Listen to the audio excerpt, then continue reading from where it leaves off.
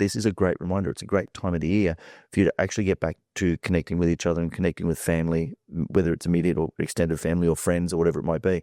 But, the really reason you got into business in the first place was so that you'd have that level of flexibility.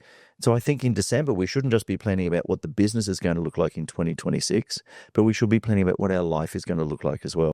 If you want more time, money, freedom, and have a business that's not reliant on you, then you're in the right place. Each week, Mark Creedon, along with some of the very best business minds in the world, will take you through simple, practical steps you can take to create the business you always wanted. From his own practical experience, Mark will show you how to work less, make more, and get the business you always wanted, the one that you deserve. Now here's your host, one of Australia's most sought-after business coaches, Mark Creedon. Welcome to the latest edition of the Mastermind for Business podcast. This podcast is for you if you are in business with your significant other and you'd like in about 15 minutes a week to learn how you can get aligned, get on the same page, and scale your business to the point where it's way less reliant on you. And joining me in the chair, as always, is my significant other, Caroline. Good morning. It's a morning. Ah, dear. All right. Always good to have you here. Caroline, let's talk about, because we're recording this in December, it's coming up to the end of the year, and it's always a great time to start thinking about, well, what is December about? What is the purpose of December, and what should we be focusing on in this month? December, well, whether you're in the building industry or whatever industry that you're in, whatever service industry that you're in, everybody seems to go into this flurry of, oh my God, when Christmas is here, the world is going to end because there's public holidays or everyone wants everything done, before we wrap up at the end of the year, when things were fine to be sitting in play in October. But I think that it's just mass stress factor that we are. The thing is that it's strategically a really valuable month, though, isn't it? Because if we look at December, it's really a time, and it's going to be a little bit different in some industries because they work off different financial years and things like that. But generally speaking, for most of us here, December is sort of a bit of a time for reflection, a bit of clarity, and maybe some resets. 100%. It is a great time to reflect and reset things. And I think the other thing too, Caroline, is that we often think about January and New Year's resolutions. Now, we know that, depending on which article you're reading, but statistically, anywhere between 70 and 90% of New Year's resolutions fail before the end of January. So I'm not a big fan of sort of using January to plan the year ahead. I'd rather hit the boards running. Yep. We always take a little bit of time off in December. It's not our main holiday. We take that mid-year generally, but but we'd certainly take a week or so, maybe a week or 2 weeks off in December. But I just think it's a great opportunity to reset, clarify, and get ready for January so that when you and the team are back on board in January, rather than having a planning session, you can actually have like an implementation session. This is what we're going to achieve in the next year. Yeah, definitely. Looking at the, being able to plan in that January session, taking the time in December is a great way to look at the workflow issues or your team dynamics, your leadership styles that were working really well throughout the year. And then that end of December gives you that ability to be able to reset all those and tweak what needs to be tweaked. Yeah, I was talking to one of our mastermind members this morning, in fact, and he was saying it's a funny month because intellectually I'm in kind of wind down mode. I'm starting to wind down, but planning wise and tactics strategic wise, I'm actually in wind up mode because I'm going to use this time. So work is starting to wind down for him in his industry. Work is starting to wind down, but that's a real opportunity to work on the business rather than working in it.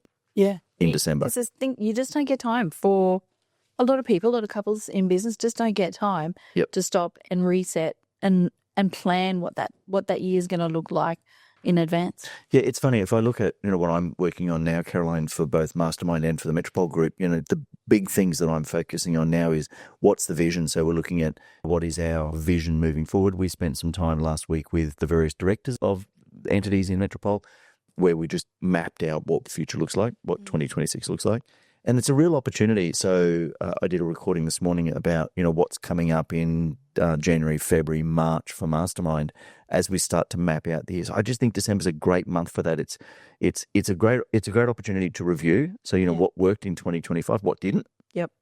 And then use that information to shape 2026. Yeah, definitely. What moved the needle in your business, be it processes, financially, and what created the most noise for you? The other thing too, I think, is we've got this great exercise that we use with our Mastermind members called the gains and drains exercise. And I think this is a great time to do that.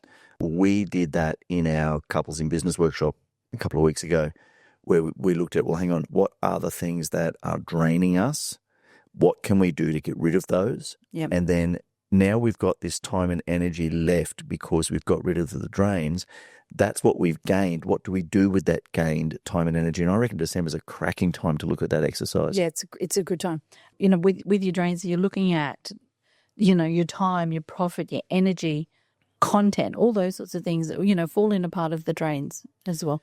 Yeah, and I have a slightly different view on some of this, I think, because when we were talking about, and preparing for this episode, and you said to me, the concept is December, you don't really need to fully switch off, right? And, awareness creates activity. And I sort of go, I suppose I get that, but I'm also a great believer in the concept of when you're on, you're on, and when you're off, you're off. Yeah, I'm fine with that. When you take time. So in some ways, I think the advantage of December is to go, right, I'm going to crack on with December, so that if I am taking any time off over the Christmas period, Christmas, New Year, whatever it is, and that gets back to my sign-off phrase, which is always spend time with those who matter most, the opportunity to actually do that in a way where you can be fully present. Yep, definitely. And that's a great reminder for you guys listening to this as couples in business as well. This is a great reminder. It's a great time of the year for you to actually get back to connecting with each other and connecting with family, whether it's immediate or extended family or friends or whatever it might be. But, the reason you got into business in the first place was so that you'd have that level of flexibility. So I think in December, we shouldn't just be planning about what the business is going to look like in 2026, but we should be planning about what our life is going to look like as well. Yeah. I was talking it's interesting you say that. I was talking to a client this week, actually. Yep. And, one of the things that he was saying is, I just worry that with work, I'm so snowed under and I'm not spending time with the kids. I'm not present when I'm with the kids, and I feel really guilty about that. So we were sort of working on the processes of how we can change and tweak what he is doing on a weekly, monthly basis, so that when he is with the kids, he is present, and also when he's with his partner, he is present.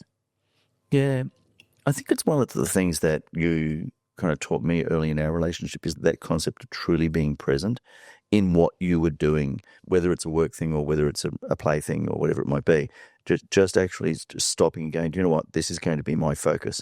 And I guess that's in some ways where December's useful in planning as well, is you can sort of go, right, I'm just going to set some time aside, whether it's an hour a week or a couple of hours a week across December, to go, I'm really going to map out what my next year looks like. And I reckon there's a great opportunity to hear, you spoke before about the things that drain us or the noise. I reckon it's a great opportunity to work out what are the things I don't want to do anymore. So, we talk about a to-do list and we talk about a not-to-do list. Every year in December, I put together my not-to-do list. And does that mean not to do housework or? Well, that's always the case. But but it's an opportunity. Having a not-to-do list is the time to do it, isn't it? Yeah, it is, because it's a really great time to, you've got that busyness of early December and you're looking at how you can become emotionally calmer not calmer as in K-A-M, calmer in the new year, because that's a goal. You want to be able to have a successful, profitable business. Yep.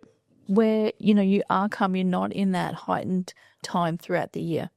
The other thing too is I think that with December, because for most service businesses, you said it at the opening of this episode, right? December is the time when it's just crazy. Everybody's going, everything that wasn't urgent in February is now urgent in December. But this is an opportunity if you plan for that, so that you don't, I think sometimes December you feel like one of those marathon runners that's just crawling to the finish line. And you don't want to be that person. So now's the time to actually, at the beginning of December, to start to plan what that looks like and go, how am I going to make sure that I'm getting some balance, some harmony going on for the rest of December as we lead into, even if you're only taking off the statutory holidays, just the opportunity that you don't sleep all day Christmas Day and miss out on time with friends and family. Yeah. Being engaged. December's also a really good time, just moving into the teams part of December, how you can really connect with your team in December, because they're also their emotions are heightened. There's pressure getting their work done, getting their contracts sorted out, all those sorts of things. But they're also looking at having the Christmas presents done. Where are they going to be? All those sorts of things. But it's a really great time to connect with your team and find out what it is they're doing with their family and create different connections that you wouldn't normally create throughout the year. Yeah. Okay. So you've got 5 questions that you can ask yourself, right? So 5 questions that we're talking about review. So if we're talking about spending December reviewing and what are we going to take into January and then the rest of the year, there's 5 basic questions that you say, let's ask yourself these 5 things in December. So what actually moved the needle for you and not just created the noise? Yep, it's a good point. So when you say noise, you mean the stuff that just grabbed your attention and maybe took you away from what was really important, and as opposed to the stuff that actually moved the needle in your business, or your work-life harmony, or whatever it might be. Yes. What drained your time, profit, energy, or culture? Yeah. Wow. See, that's a big one. There's lots in that, isn't it? So let's just go through it again. What drained your time? Yep. Your profit? Yep. Your energy? And your culture. Yes. If you find the head rots from the fish down, we often say that in the business. Yep. If your energy, the top end of it is that your energy is quite low, that's going to diminish down through to into the culture of your team. Yep. 100%. The culture of your team means the delivery to your clients. So it's sort of a big circle. And then if the delivery isn't great, the profits aren't great. So 100% feeds on, really, right? Yeah, there's that circular concept. I look after my team, they look after the clients, they look after the profits. Yep. Okay, so what actually moved the needle, not just created noise. So you'd be really careful about that you separate from the real stuff from the noise. Yep. Number 2, what drains your time, your profit, your energy, and your culture? What's number 3? What you must do different. So we had loads of wins, and you shouldn't have had loads of wins, obviously. Yep. But also, what can you do differently next year to either make those wins quicker, bigger, or what can you do to eliminate things that didn't work that great? Do you know, I like that, but I think we should narrow it down a little bit further. So rather than what can you do, I'd like to focus on what must you do. So I'd like to go, what must you do next year? And let's just pick 3 to 5 things. Yeah. Number 4, so who stepped up in the team? Yep. And what did you provide anything different than what's going on in their world that they stepped up? And also for the people who stepped back, why did they step back? Again, what's happening in their world? What did or didn't you provide that made them step back? So this is the change the people concept, right? So either we change the people that we've got, or either we change the way that the people are working, or we change the actual people. Yep. It's an opportunity to look at and reward those who stepped up, but also, as you say, get to understand maybe why somebody stepped back. Yes. Because it might not be because they weren't committed. It might be because they didn't have the right direction or the right support or the right tools or the right understanding, or they weren't included in the big picture. It might be a lack of confidence. Do I step up? Do I ask? Do I just go ahead and do this? Yeah, 100%. And then question number 5. Yeah, the 5th one is, what part of the business is no longer aligned with our goals and values? Yeah, so I like to think of that as, what part of the business is no longer serving you? Because for all of us, there will be things that we're doing that are really no longer serving you. They're no longer in line with your values. They're no longer, align with your goals, with your mission, with what you really want to get out of the business. And I think that alignment concept is a really important thing, something we're going to look at, isn't it? Yes, coming up in January. Yep. So in January, we've got a workshop session, more details to come. We're actually going to look at design for couples in business. We're actually going to look at, how do you align yourself? Yeah? Yeah, and that's with each other, with the business, with the team, with your values. So there's some really good things that we're going to be getting into there. Get on the same page. All right, so there's 5 things that people need to look at. And let's just do a quick summary of those 5 questions, please. Yep. What moved the needle? Yep. And what created not just the noise? Yes. What drained the time, profit, energy, and culture? It's number 2, number 3. That's a big one. It's a big one. Yeah, and the 3 things that you must do different next year. Must do different. Not that you can do or you want to do, but, the really compelling things, the things you just go, I just need to make sure that this shit is done differently. Yep. And who in the team stepped up and who stepped back? Yep, number 4. Number 4. And number 5, or part of the business is no longer aligned with your goals and your values. Yep, I really love that.